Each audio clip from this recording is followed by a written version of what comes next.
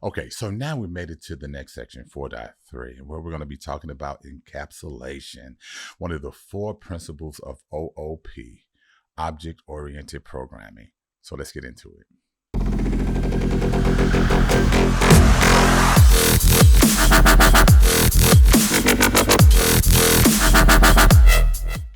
Okay, so now we're in 4.3, and we're going to talk about encapsulation. We're going to go over encapsulation because it's one of the four principles of OOP, which means object-oriented programming. And there's four of them, and the one is abstraction. Encapsulation is one that we're going to go through now. Inheritance and polymorphism. And we're going to explain each one of those in this particular, in this book, in our curriculum. We'll go over each one of them. But right now we're going to go over encapsulation. And what encapsulation is basically data hiding. We're going to hide our data.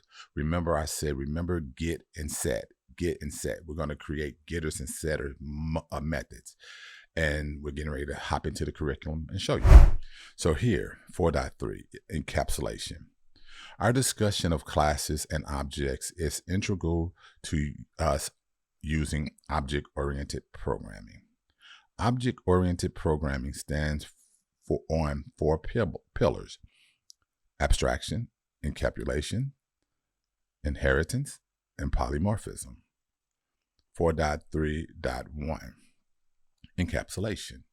Encapsulation is the bundling of related data and behaviors that operate on that data, usually with restricted access to internal, non-public data and behaviors.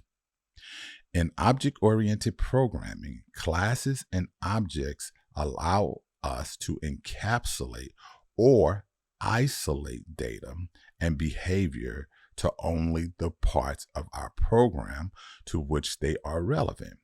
Restricting access allows us to expose only that data and behavior that we want others to be able to use. Let's take a look at this by developing a new class called students. Now, let's look at this. Let's think about this for a second. What encapsulation is doing, like I said, is the short form is data hiding. We want to protect our data at all costs because we don't want another developer down the road come in and changing something that we didn't intend to be changed. We want them to only have access to it. That's why we have what we call superclasses and we have subclasses. And, in our class, we may have the superclass that all the other classes inherited from. And we'll talk about inheritance later on. But encapsulation, we want to hide data from all the other classes, and we will allow them to have access to them, but they can't modify them. All right. So let's go a little bit deeper. So we have our student class, and here it says, previously defined as a field as a variable, a piece of data that belongs to a class. For our student class, let's think about the data that is typically associated with the student in the sense of high school or college student. There are a lot of possibilities, but here are the most important. So let me go back over to my project. Let me go up here to source, right click it. Let's do a new class, and we're going to call this students. That's what we asked you to create, right? A student class. So let me do student, not students. It says student. Hit enter, and there is my class. Now, here is giving me some possibilities here, some fields, or what we want to have as our objects. And what are these objects? So we're going to be using the private keyword. So I'm going to say private. And then what is name normally? A name is going to be a string, right? So it gives me an option right there. So I'm going to click string, and then I'm going to just call it name. Right now, I'm just going to declare these variables. The next one I'm going to do is private. and I'm going to make this a student ID. A student ID could be, we know it's going to be some type of number, and we don't have to make it a double. So let's try int right now. So let's make it an int, and we're going to call this student. Let me make sure I'm spelling right. Student ID, like so. And so the next one is our credits. So I'm going to create another private, hit tab, and I'm going to I can call this how many credits. I will give this an int as well.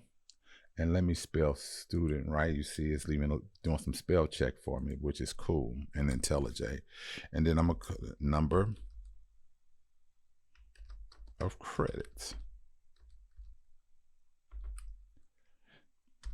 And then I'm going to do one more, and I'm going to have this one as private, and I'm going to give this a double because it's going to have a point into it. We're going to use a point for this one. So we're going to say double. Did I put too many spaces in there? Yes, I did. So I'm going to do double GPA. There. I created all of my fields. I have my objects. Now it says, in order to declare these fields with our class, we'll need to determine the best data type for each. A field may be of any primitive or object type. In this case, the following types will work best. All right, so I did that already. So we already got it set up. Now let's put these inside of a class. While they may be declared anywhere within a class, fields shall always be declared at the top of the class. When we're ready to add methods, we'll add them below the name, the fields. Okay, so one of the things that I did wrong, let me go ahead and fix that. Let me make these lowercase, because these are the fields, these are the variable names. So, and then GPA. So that's why you want to get into the habit of typing these things out so you can be familiar with what you're looking at. So you can say, okay, remember the field's name get lowercase or lower camel case or camel case. The second word is capitalized, but get in the habit of writing these out. So another thing that I would do here, I would say, okay, these are my top level objects, because we want those at the top, right? So these are all my top level objects. I'm going to copy those. So it's just so that I can remember what it looks like, so I can understand the context or the syntax of it. So when I'm looking at the code, when you get really good at this, you don't have to do this. You don't have to do it now if you don't want to, but it's just something to help you remember. Get it seared into your head, so when you see it, you'll be able to react instinctively instead of be wondering, oh, what does that mean? Or if we give you some keywords, but say, give me the objects of your class, you know what we're talking about, okay? So, like variables within a method, fields may be initialized when they are declared. For example, we could provide default values of number and credits and GPA. Default values for name and students don't make sense since they should be different for each student, right? So we don't want to make defaults with the names and everything. We don't want to initialize them right now. But I guess we could do it for credits, though. We could do it for GPA. We could initialize those because we can initialize a credit at 0 because we know that we're counting. And then the same way we're adding something to it. So everything starts at 0, and then we can do the same thing with the double. So we can initialize those, but name and ID, let's keep those just as declarations. Now, fields are also referred to as instance variable. So let me put that in there. So this is something you want to remember. And let me make this a little bit smaller so we can have a little bit more room, okay? So I want to call that an instance variable because you want to be able to see this. When we tell you certain things that we're explaining, give me an instance variable, you already know what we're talking about. So we know top level object instant variables. These are still variables, although we call them fields, they're still variables. They're still containers. Okay. So I'm going to add that instant variable for each one because I'm learning, right? I'm learning how to write Java code, and I want to know what's what. So later on, if someone asks me to give me an instance variable, I know what that is. Okay, so now we're getting down to the fun part. 4.3.2.2, getters and setters.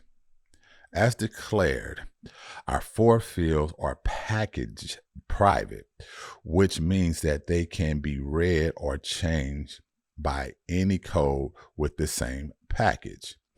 As a rule of thumb, fields shall always be private unless you have a very, very, very good reason to not make them so.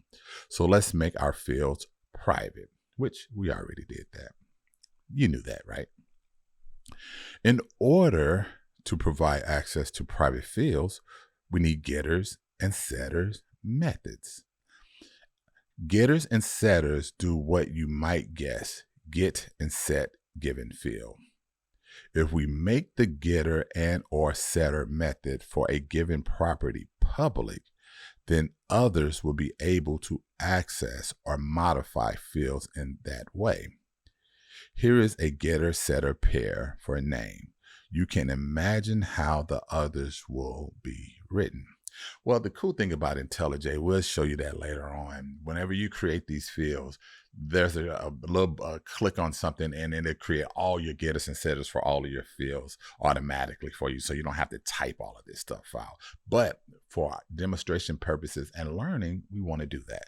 Or at least we're going to copy and paste these fields in right now because I want to save on time and not type everything. So there we go. So here I created a getter and setter for the name, and notice how what I called it: get name and set name.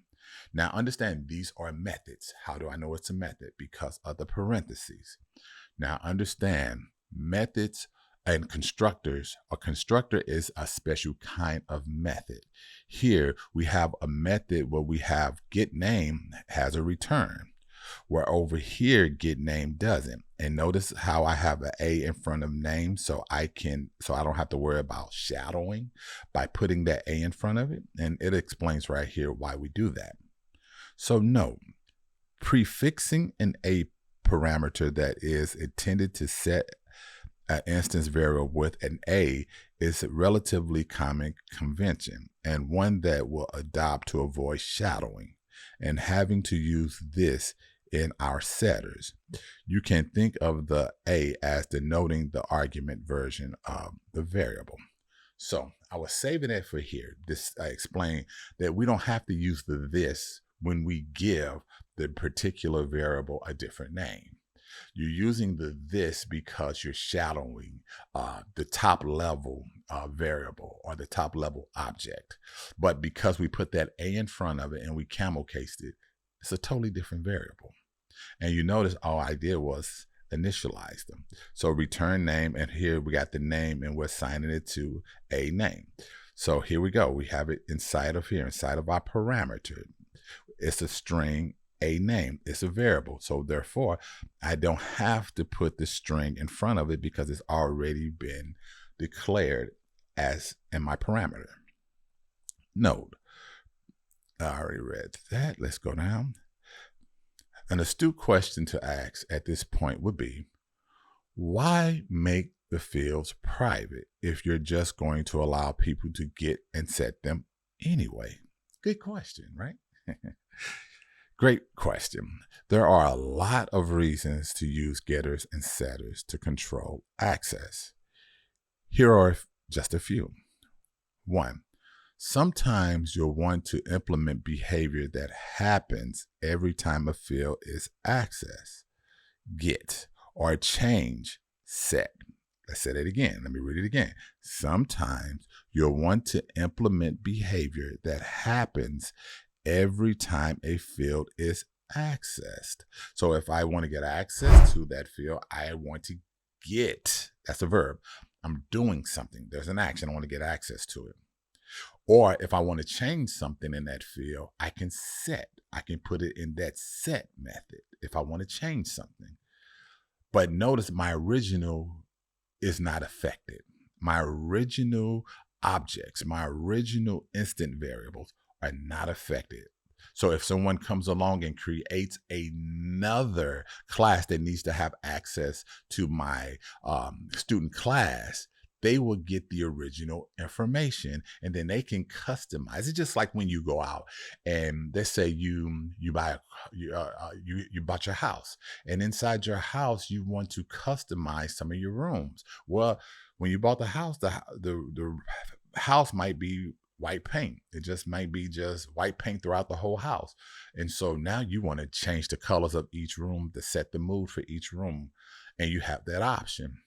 And so let's say, for instance, when you decide to sell the house, you may go ahead and paint all the walls back white because you don't know what the other person might like. They may not like your taste. And you may want to allow your house to have more options of buyers as limited people trying to buy your house because you customized your house.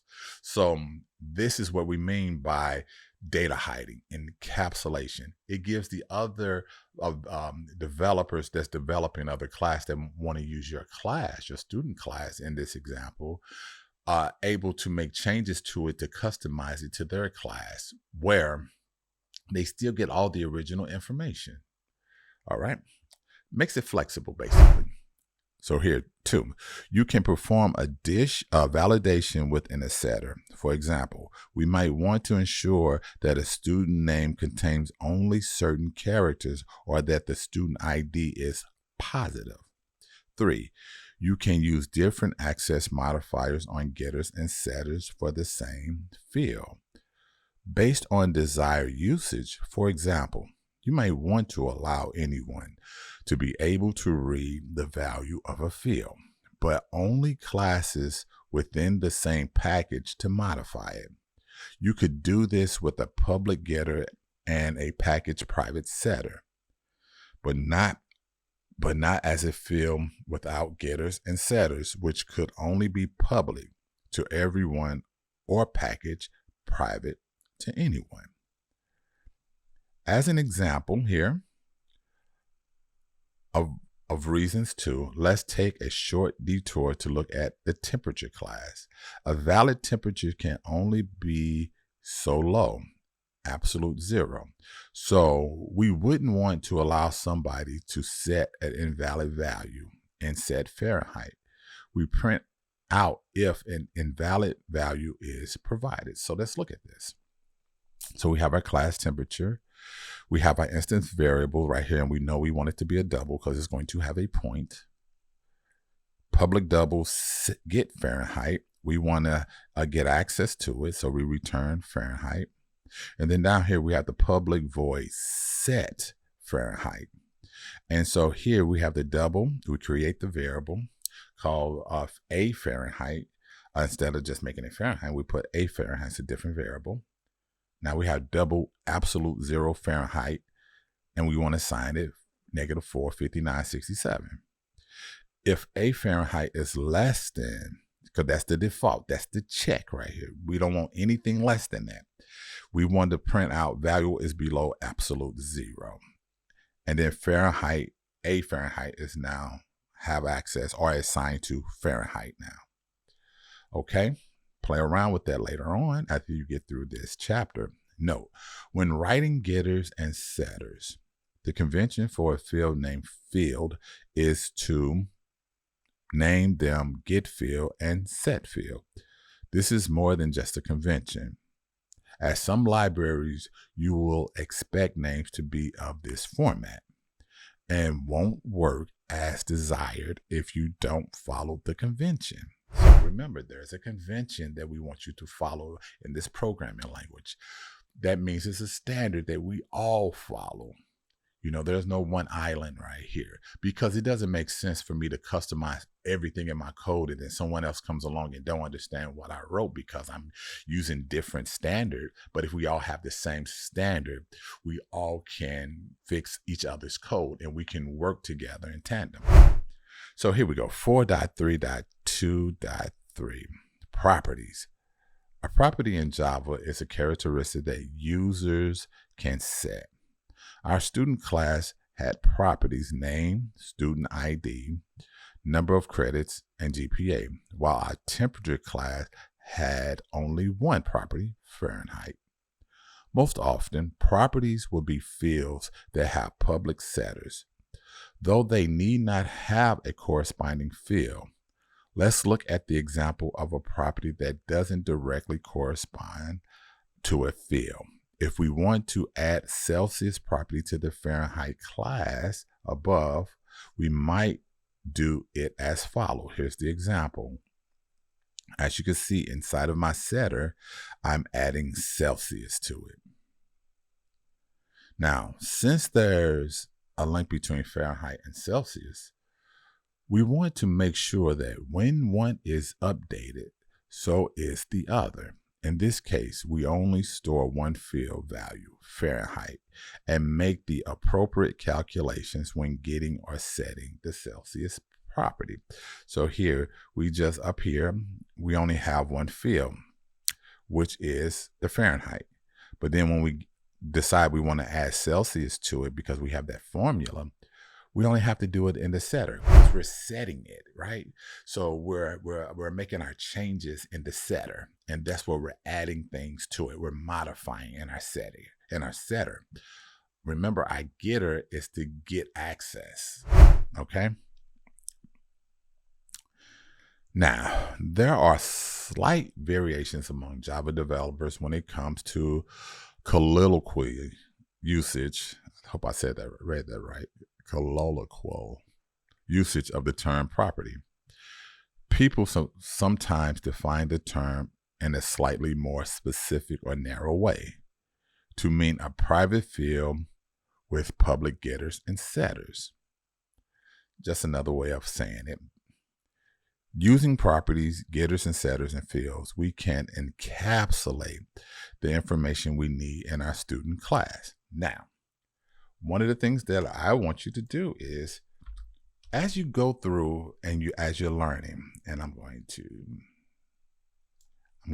go all the way up here because I don't want to misspell this word. I'm going to copy this right here.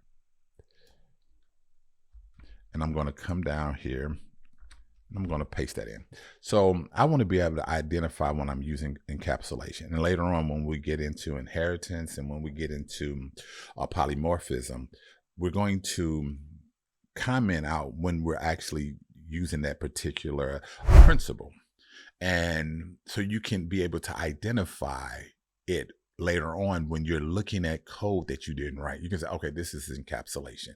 Oh, this is polymorphism. Oh, this is inheritance something, abstraction. So get into the habit right now so you can identify what's the difference. So I see here that I know that these methods are encapsulation, which is data hiding.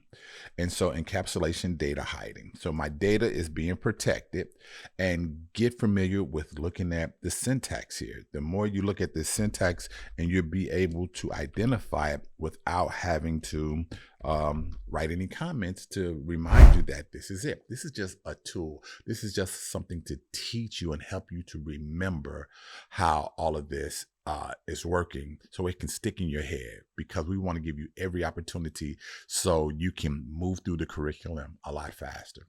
Okay, so now we made it to the end of the section. Check your understanding, and I'll see you in the next. But remember, the more you practice, the more you improve. Okay, see you in the next one.